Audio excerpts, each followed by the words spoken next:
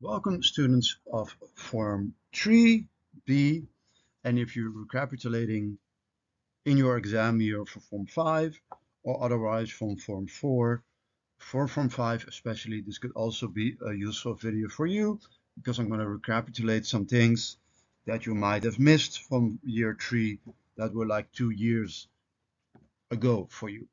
Yeah, but mainly I made this video for Form 3 and we're talking about the electoral processes. This could also be useful for those watching this from outside of Curacao and following the so-called CXC and specifically the CSEC system. This could also be very well helpful for you, and I'm talking about the electoral process in specific. And I'm working at the Sky pre-university where we use the CSEC program. So I'm working at this school. At the end of this topic, we're able to describe the electoral processes and system used to elect a government in the Commonwealth Caribbean. So that is the learning outcome of this video in specific. And I've made a video before of roughly 14 minutes about the electoral processes of proportional election. And I've also talked about the first past the post system. So those two systems I talked about and their disadvantages and their advantages we're going to look at in this video.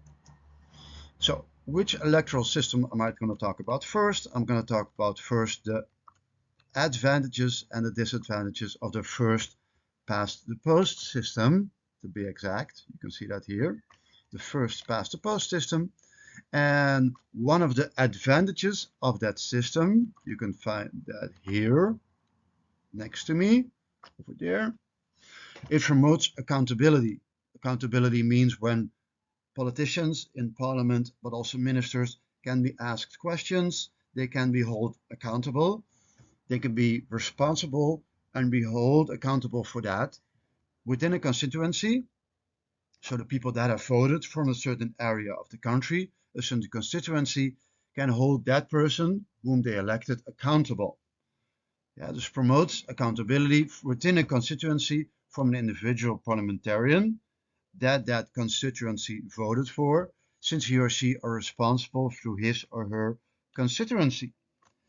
So one constituency elects one parliamentarian, and that individual is chosen by that constituency, and that constituency can hold that person accountable for what he or she accomplishes, and that is a clear advantage to that constituency. It promotes, in short, accountability.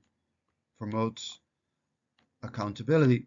So that's a clear advantage of the first past the post system.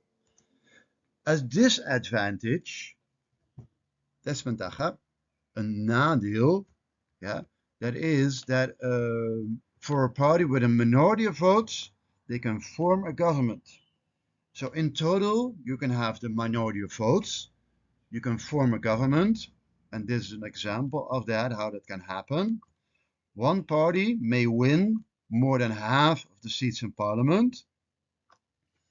So one party may win more than half the seats in parliament and therefore form the government with less than half the total votes. So you can have less than the total of the total votes, less than half. So you can have a minority of votes overall, but you can still form the government. That's possible, and that could be seen as a disadvantage. So you have half of the seats in parliament, but you can therefore still form the government with the first past the post system, and that's the disadvantage of that system. So again, I'll read it calmly. It is possible for a party with a minority of votes overall to form a government. For example, one party may win more than half of the seats in parliament and therefore form the government, although they have less than half the total votes. And that's a clear disadvantage of that system. You could look at it like this, but mostly it's a disadvantage. So we have one advantage and we have one disadvantage, as you can read here, with the minority of votes still be able to form the government. And now we're going to look at the following. We're going to look at the proportional representation, the electoral system of proportional representation. Well, the advantage is the following. It provides for representation of minority political parties. So minority political parties are still represented. They have a representation.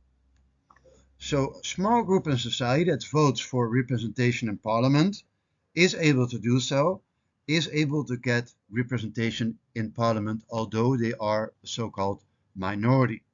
And this is an advantage because in a democracy, in a state of law, each minority deserves to be heard. So that's a very important aspect of a democracy. It provides for representation of minority political parties. They are represented. And then the disadvantage of proportional representation. What is the disadvantage? It weakens the relationship between voters and parliamentarians. So within proportional representation, the relationship between voters and parliamentarians is weakened because the parliamentarian represents not his constituency. He is representing the country and not a local constituency. So in proportional representation, the parliamentarian is representing the country and not a local constituency. And this can be seen as weakening the relationship between voter and parliamentarian, because the parliamentarian represents the country as a whole and not so much the constituency as an individual, which is a major difference from the first past the post system.